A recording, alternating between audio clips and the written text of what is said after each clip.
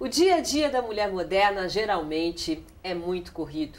Entre trabalhar e cuidar da casa ou dos filhos, quando não de ambos, tirar um tempo para si pode parecer complicado.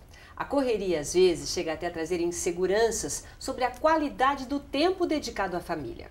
Para ajudar as mulheres a se organizarem dentro desses diferentes papéis no cotidiano, a nossa convidada de hoje se especializou no coaching para elas. O Opinião Livre de hoje conversa com a coach de mães e mulheres, Letícia Pankzel. Muito obrigada, Letícia, pela sua presença aqui. Eu que agradeço, Silvia. Muito se fala em coaching, né? Coaching agora virou uma palavra até natural e a gente está sempre ouvindo. Coaching para isso, coaching para aquilo. Na realidade, o que é o coaching? Qual que é a diferença do coaching para realmente a pessoa ir e procurar um profissional, um terapeuta? Para que serve o coaching? Vamos lá. O coaching ele é um processo diferente da terapia, porque ele alia várias ciências. Então a gente tem princípios de filosofia, de administração, de pedagogia, de psicologia, porque a gente trabalha com o potencial humano, né? Então o que a gente procura fazer nesse processo é despertar o que aquela pessoa tem de melhor e que fica adormecido, que fica guardadinho lá na caixinha dela, do subconsciente, ela não se dá conta. Diferentemente do processo terapêutico, que você vai tratar uma questão específica e às vezes pode levar anos. Né? O coaching trabalha com meta, com planejamento, com empoderamento da pessoa. Então essa é a diferença fundamental. A gente tem um prazo, então você não fica longos anos fazendo o processo de coaching. A gente estabelece um objetivo e o processo todo do coaching é levar você a atingir esse objetivo. Então a gente estima 10, 12 sessões no caso do coaching pessoal, né? Tem o coaching para as empresas, que aí é de acordo com a demanda, mas o pessoal funciona mais ou menos nesse tempo, entre 10 a 12. Dependendo da pessoa que vem te procurar, do cliente, você já sabe mais ou menos quanto tempo aquilo vai levar ou conforme vai... Porque muitas vezes, por exemplo, o aluno quer passar no vestibular, né? Então, o vestibular é ali, quer dizer, você não tem muito tempo. Nós estamos num mês, por exemplo, de março, o vestibular vai ser em dezembro, ele precisa ter esse tempo. Como é que você faz? Você trabalha esse tempo? Como que é a comunicação entre você e um estudante, por exemplo, que é um vestibular? Então, a gente trabalha justamente com essa meta. Então, a meta vestibular, a gente começa a investigar qual é o problema, o que está emperrando para que o aluno chegue a atingir o objetivo dele. Algumas vezes os meninos falam para mim, mas é que chega na hora me dá um branco. O branco é o famoso branco. Né? É o branco. Só que aí a gente começa a investigar quais são as causas desse branco. Por que dá o branco? Se em todos os simulados ele vai bem, se em todas as ocasiões que ele precisa demonstrar o conhecimento ele consegue. E aí a gente começa a perceber, levar o outro a perceber que pode ser que aquela profissão, aquela carreira não seja uma carreira na qual ele se interesse. Muitas vezes é uma demanda familiar, é uma demanda do grupo de amigos. E aí, quando não é do interesse dele, por que ele vai se empenhar? O ser humano funciona um pouco assim, né? Se eu não desejo... Você consegue mudar no meio do caminho? Quer dizer, o menino está prestando vestibular para arquitetura e ele quer ser médico. Aí ele vem te procurar, você fala, não, você tem que ser médico. Mas aí dá tempo de ter essa mudança? Dá tempo, porque o que a gente percebe é assim, que quando ele quer, quando há o desejo intenso, de dentro para fora, esse é o grande trabalho do coaching, é despertar de dentro para fora. E ele começa a se mobilizar, a gente traça junto estratégias, então... Qual é o melhor caminho a seguir? Vai precisar de um cursinho? Não vai? Vai ter que ter mais horas de estudo? Não vai? Então, o coaching é um processo muito pessoal. Então, de acordo com a demanda do meu cliente, a gente vai estabelecendo alguns passos. E toda a sessão de coaching, ela leva em 1h30, 2 horas o tempo de duração, ela tem uma tarefa. Esse é o grande diferencial também do coaching. E por que a gente tem essa tarefa sempre? Para poder mobilizar a pessoa aí chegando no objetivo que ela deseja. Então, a tarefa às vezes pode ser uma coisa boba. Por exemplo, eu tive casos de que o o meu cliente de pré-vestibular, ele estava tão entranhado nos estudos, se dedicando tanto, que ele esqueceu ou que ele não se deu conta que tocar guitarra era uma coisa que ele amava fazer e tinha parado de fazer.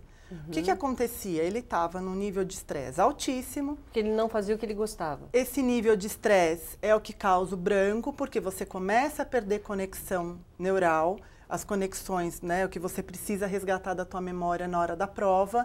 Então, o trabalho qual era? Era diminuir o nível de estresse, diminuir o nível de ansiedade para que ele conseguisse perceber e ir atrás do que ele tinha de demanda individual. E também, por exemplo, eu comecei, baguncei tudo aqui, né? Que eu ia falar de mulher, mas a gente já passou pro coaching de vestibular. A gente está aqui no Opinião Livre, que também é um canal universitário que atinge tantos jovens, né? Que ficam nessa luta, nesse estresse para conseguir passar. Muitas vezes faz teste em 10 universidades e não consegue. O famoso branco, que acontece com todo mundo, não é só com o jovem. Mas quando o aluno, no caso, não sabe muito bem o que é, porque com 16, 17 anos... ele não sabe ainda o caminho. Também dá tempo de você fazer um trabalho vocacional? Dá. Então, o que eu tenho feito, eu tenho trabalhado até com alguns cursinhos pré-vestibulares. Então, qual é o objetivo? É que ele descubra aquilo que ele é bom, qual é a habilidade que ele tem, quais são as competências que ele já tem, quais são as que ele precisa adquirir para que ele chegue no objetivo dele. Então, quero ser veterinário. O que você já tem? E como a gente trabalha isso, né? A gente tem alguns testes, algumas ferramentas que não são testes vocacionais. Então, eu tenho, por exemplo, o perfil de aprendizagem. Como é que o aluno aprende melhor? Ele aprende melhor pelo canal auditivo, pelo visual. Ele é um aluno que, se ele põe a mão na massa, como a gente costuma dizer, a aprendizagem é mais significativa. Eu, por exemplo, tenho que escrever. Então, raramente as pessoas sabem. Senão eu não consigo. Raramente as pessoas sabem. Então, por exemplo, um aluno que é de fazer, não adianta ele passar horas sentado na cadeira de um cursinho. Ele não vai conseguir. Então, ele tem que pôr a mão na massa, ele tem que partir para cima. Ou ele vai fazer o resumo, ou ele vai fazer os testes, ou ele vai manipular objetos. Então, quando a gente aplica esses testes de perfil comportamental, perfil de aprendizagem, a gente consegue com que o outro tenha ciência do modo de funcionamento. E muitas vezes esse modo de funcionamento ele está intimamente ligado ao que ele deseja para a vida profissional. Então, nesse sentido, a gente consegue redirecionar ou direcionar para aqueles que estão perdidos, porque o que eu encontro são os meninos dizendo assim para mim: olha, o meu teste vocacional deu humanas. E aí? Humanas é um grande guarda-chuva. Você tem filosofia, psicologia, pedagogia, administração. Então, assim, você tem muita coisa no guarda-chuva de humanas. O que é que você realmente gostaria de fazer? Qual é a tua missão de vida? Você levanta todo dia esperando acontecer o quê? Eu tenho um prazer enorme em ajudar pessoas. Então, eu fiz isso por muitos anos na sala de aula com os alunos e comecei a perceber que o trabalho precisava ser um pouco mais intenso no backstage. Então, cuidar dessas famílias também. Certo. E aí, eu parti para o lado de trás, né? De cuidar dessas famílias antes delas chegarem na escola, os problemas aparecerem. E quando a gente trabalha com o vocacional nas escolas de ensino médio, por exemplo, enquanto eles ainda estão no meio do processo, a gente percebe um ganho muito grande. Por quê? Porque ele de tempo, né? De tempo. E acaba sendo, querendo ou não, financeiro. Claro, porque ele não precisa ficar fazendo 5, 6 anos de cursinho, se inscrevendo em 500 universidades. Então, o que a gente faz? Eu resolvi que eu quero ajudar pessoas. Como você gostaria de ajudar pessoas? Se comunicando, fazendo, construindo. Então, ajudar pessoas e a gente vai refinando. Quando você refina, e aí ele diz, não, eu resolvi, eu quero ser engenheiro, eu quero ajudar as pessoas a terem uma qualidade na habitação, morarem bem, né? Ou construir coisas melhores, ou edifícios mais modernos, enfim. Então você vai afunilando, você pega um funil e vai trazendo. O que sobra ali é o que ele descobre que ele é capaz e o que ele deseja fazer. E isso não demora muito, quer dizer, com os testes, as coisas não demoram muito. Não, o processo ele leva no máximo 3 meses. Olha que maravilha! É um processo rápido. Esse é o grande ganho do coaching. Assim, o que a gente estava até conversando antes de começar, que a diferença de ter um coaching, muitas vezes os pais levam o filho para o psicólogo para saber, para descobrir, para fazer esse teste vocacional. No caso do coaching é bem específico. Eu tenho uma meta e essa meta pode ser vestibular. Essa meta pode ser, no caso a gente vai entrar até o assunto, para as mulheres. Quando você fala coaching para as mulheres, só para a gente entrar no nosso assunto, quais as principais queixas das mulheres e por que agora elas também estão adotando isso? Independente de profissão, é coaching de qualquer profissão. De qualquer profissão. Qual que é a principal queixa e por que as mulheres estão tendo coaching agora? Porque as mulheres têm uma grande demanda no mercado de trabalho, né? A demanda aumentou, a exigência aumentou, a competitividade aumentou. Por outro lado, ela não deixou de ser mãe, ela não deixou de ser esposa, não deixou de ser filha, irmã, amiga. São vários papéis, São né, Letícia? muitos papéis. Nossa, e o grande problema, né, das mulheres especificamente é que a gente vive sempre numa gangorra.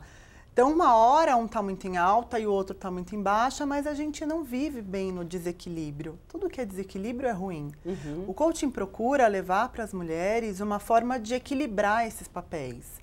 Você tem que ser profissional? Ótimo, todo mundo não precisa trabalhar, né? Mas não é porque você é profissional que você vai deixar de ser mãe. E a culpa? Acho que o principal que você tem que trabalhar é a culpa, né? Culpa. Tem alguma mulher que não seja culpada? Não. Existe isso? Não. Uma mulher, até pai, né? O pai também. O pai, ele sai para trabalhar o dia inteiro, ele fica super culpado de não ter tempo de ficar junto com o filho, de curtir o filho, passa mais tempo no trabalho do que qualquer outro lugar. Essa culpa trabalhada já não é problema seu, aí já é de terapeuta, é isso? Não, a gente trabalha com a culpa também. Por quê? Porque a culpa, ela vem de um desajuste desses papéis, de um desequilíbrio. Então, quando a gente começa a pensar na sua vida, como é que é a sua vida familiar? Quanto tempo você se dedica para a tua casa, para o teu filho, para o teu marido? Quanto tempo você se dedica para você? Mas você escreve direitinho? Vamos fazer uma listinha. Quanto tempo a Silvia faz isso? Quanto tempo você coloca isso para a mulher? A gente tem uma ferramenta no coaching que se chama Roda da Vida. Nessa ferramenta, ela é um formato, a gente gosta muito das mandalas para trabalhar no coaching porque ela tem um significado de movimento, de transformação, de mudança, né? Então, essa roda da vida, ela traz os 4 aspectos fundamentais de qualquer ser humano. Então, é o profissional, é a parte pessoal, é a financeira e é o relacionamento. E aí, quando você começa a pontuar, a dar nota para esses aspectos da sua vida, a partir de perguntas que o coach te faz, você visualiza onde é que está o ponto de desequilíbrio. E aí, você toma um choque. Né? Você leva um susto, porque eu cheguei a atender mulheres que estavam com a vida profissional 10 e a vida familiar, elas falaram para mim, não tem -1, começa no 0. Então, e elas sofriam por conta disso, as crianças sofriam por conta disso, porque ela era uma super profissional, mas era uma mãe muito ausente e ela se culpava por isso. Então, a gente começou a encontrar maneiras de fazer diferente essa rotina. Bom, a Letícia vai contar pra gente, aí já que ela está dando um exemplo, né?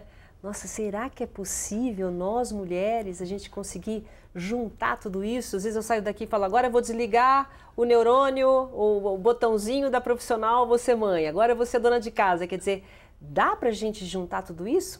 No próximo bloco, tá bom? Até já!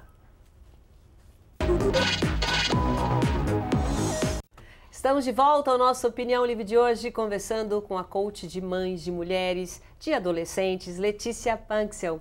Letícia, a gente terminou o primeiro bloco falando justamente da demanda, né, de tudo que uma mulher precisa fazer, os vários papéis que essa mulher precisa enfrentar durante o dia. E você estava, inclusive, citando uma profissional que, aliás, muitas profissionais, né, que hoje devem ser muito bem-sucedidas e sobe aquele pouquinho para ser mulher, aquele pouquinho para ser... Como é que está realmente você conduzindo isso como coaching?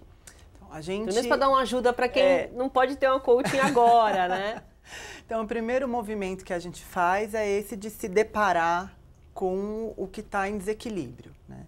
E aí a gente começa a traçar estratégias. Então, mas é através de perguntas que você faz? São perguntas nas sessões. Então, a partir do que essa roda da vida, por exemplo, ela leva uma sessão inteira para fazer, porque você tem muito feedback ali na hora. Tá. Não é que eu só vou perguntando, a pessoa vai respondendo. Ela me conta um pouco como é isso e aí eu pergunto para ela. Então, numa escala de 0 a 10, que nota você daria para esse aspecto da tua vida? Okay. E ela dá nota, não sou eu que atribuo, porque eu não tenho esse direito. Né? A pessoa tem que entender como é que está esse funcionamento.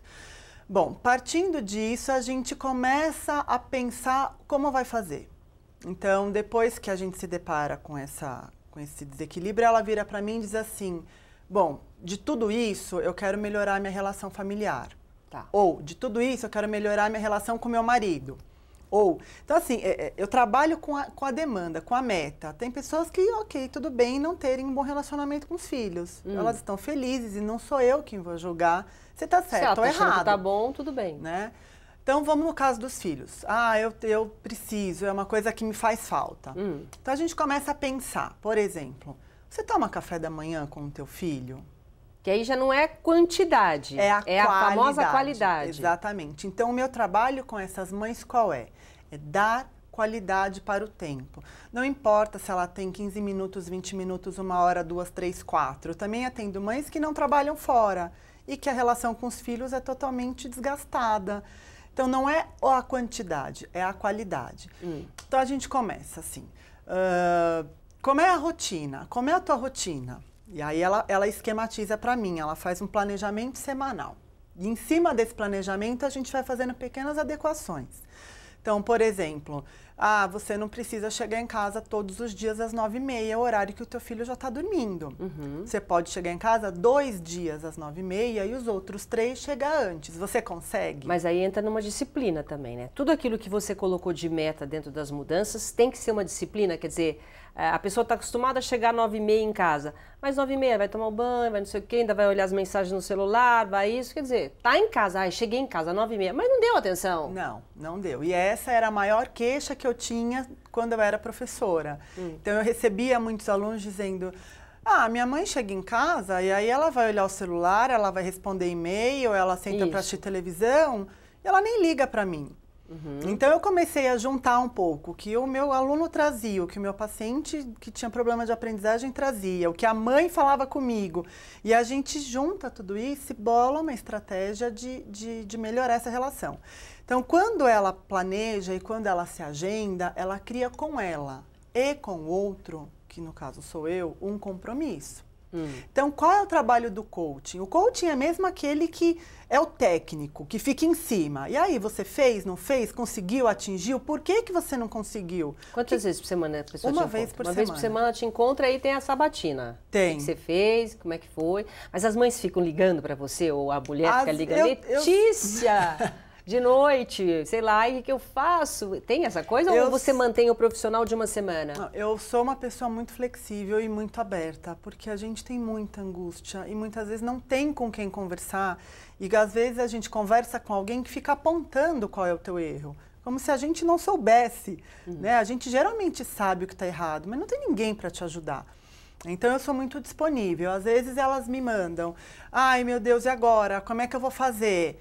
E aí eu volto perguntas, porque o coaching é a arte de perguntar. Eu não dou respostas. Que é justamente para trabalhar a autoestima que você está falando. Quando você fala que a primeira função do coaching é trabalhar a autoestima, que autoestima é essa? É o autoconhecimento. Então, e através da pergunta? Da pergunta, porque a gente nunca não está acostumado a ser questionado sobre nós. A gente está acostumado a ser questionado sobre várias coisas.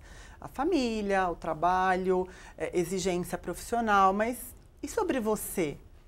Como é que você encara isso? Então, quando a gente pergunta para a mãe a questão do café da manhã, que é uma coisa básica, são 20 minutos, mas ela tem um resultado extraordinário. No dia que ela vai chegar tarde, tome o café da manhã com seu filho. Não tem problema, acorde mais cedo, ajude ele a se arrumar para ir para a escola, verifique se o material está na mochila. mostra esse carinho, porque isso é uma forma de carinho. Senta do lado dele e assiste um desenho animado. Eu não sou contra a televisão, vamos abolir a televisão e os eletrônicos. A questão não é essa. Eu gosto de um determinado desenho que passa às 8h40 da noite.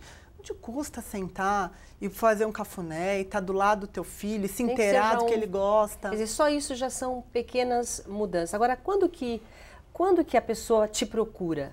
Qual é o ponto que a situação chega para falar, não, eu preciso de ajuda?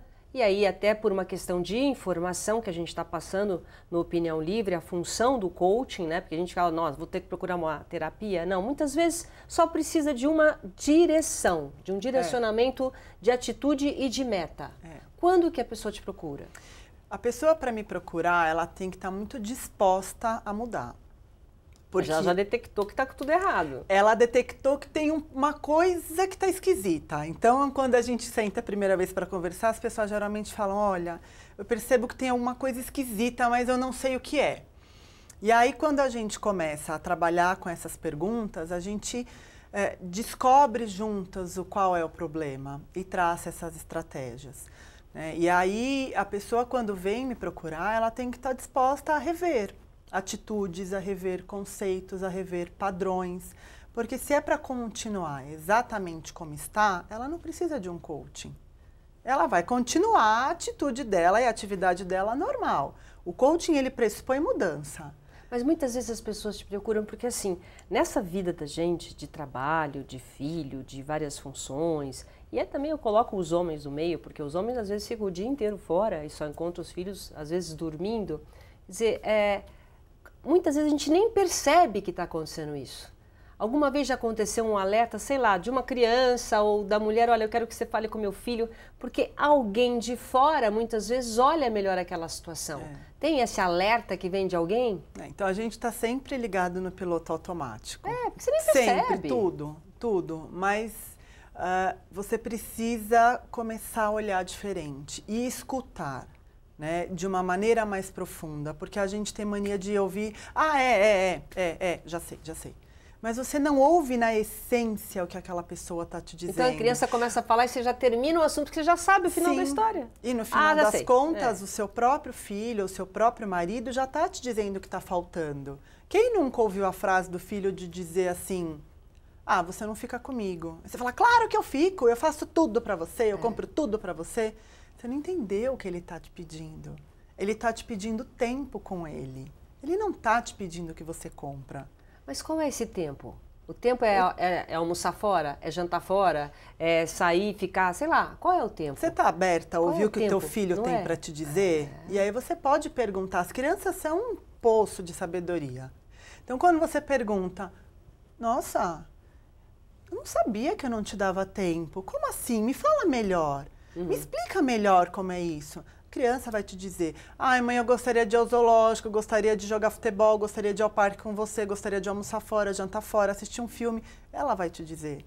Muitas vezes, quando pai e mãe não têm tempo de ficar com o filho, eles aproveitam aquela hora do almoço ou do café da manhã, o que seja, para falar tudo que precisa ser feito. Olha, você precisa fazer isso, tá errado isso, não sei o quê. Quer dizer, o pai aproveitar aquele momento e a mãe para dar todas as coordenadas do que o filho está errado e o que ele precisa mudar. Quer dizer, não é por aí. Não é por aí. Tem hora, tem lugar, não precisa ser com constância. E por que aquilo que o filho está fazendo está tão errado?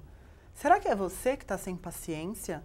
É você que está percebendo que está sendo ausente demais e aí você quer controlar de uma maneira muito incisiva e não consegue? Então, assim, o que está acontecendo ali? Aquela hora da refeição, tem a hora de conversar, de discutir, dialogar, tem, porque a reunião em torno da mesa, há milhares de anos, ela é feita para se conversar, né? Mas esse cuidado de ouvir na essência é o mais importante. Letícia, mas o que se faz com o resultado com o celular? Porque nós estamos falando de uma coisa de duas vias, né? Então, eu já vi, outro dia eu estava passando num lugar, tinham várias pessoas, e estava todo mundo junto ali, tomando um café, mas cada um digitando. Aí eu falei, tá bom o papo aí? Tá legal? Vocês estão se entendendo? Porque é impressionante. É isso. Então, tem também a tecnologia que interfere, muitas vezes, nesse resultado que precisa acontecer. A tecnologia, ela existe, a gente não pode negar, ela está cada vez mais potente, né, e alcançando mais pessoas, mas ela também faz parte dessa entrada que a gente faz no piloto automático. Então, é muito mais fácil você ir para um restaurante e dar um iPad para cada criança e você ficar no seu telefone. Parquinho, no parquinho, eu já vi as crianças, com as mães conversando e cada criança com o iPad. Agora, qual é o trabalho que dá você jogar um jogo da velha ali no cartaz da mesa, levar um papel, um desenho, conversar? As crianças têm ficado muito aceleradas, né? O pensamento muito acelerado, porque é uma avalanche, né, de estímulos o tempo inteiro, é visual, é auditivo, é sinestésico. E aí o que acontece? Elas não desligam. Então a gente também precisa entender essa real necessidade, se ela existe, se ela não existe. Eu não vou te dizer que eu não levo o iPad para o meu filho, ele usa, mas quanto tempo ele vai usar? Ele vai ficar incomunicável? Ninguém consegue acessá-lo? Como é que é isso? Ô Letícia, quanto tempo, a gente já está, infelizmente, terminando o nosso programa, quanto tempo você fica com a pessoa, quer dizer, no seu trabalho agora, só até para passar o recado, contrata por meta, você fica o tempo necessário, muitas vezes as pessoas não querem te largar, como é que você trabalha? Então, a gente trabalha numa média de 10 a 12 sessões, que é o tempo que, se a pessoa se dedica e se propõe a promover uma mudança interna, ela chega ao objetivo. Okay. Não tem como não chegar, porque eu estou no pé o tempo inteiro. E aí, você saiu com seu filho, conversou com ele, como é que foi? Então, a gente sempre tem esse feedback. Ah, não consegui conversar. E por que não conseguiu? O que te impediu? O que te leva a crer que você vai ser uma mãe pior se você ouvir? Então, tem todo um trabalho, né? Não é só essa reorganização de agenda, mas a gente traz junto com a gente uma certa herança cultural. Muito bem. Né? E aí a gente tem essas 10 a 12 sessões e tem casos de 6, 7 meses depois a pessoa me procurar e falar, estou com outra meta. E a gente começa um outro processo. Maravilhoso. Letícia, muito obrigada pela sua presença aqui, tá bom? Gostei, estou pensando aqui nas minhas metas para a gente chegar juntas. Opinião Livre de hoje fica por aqui. Muito obrigada pela sua companhia e até o próximo programa. Tchau, gente.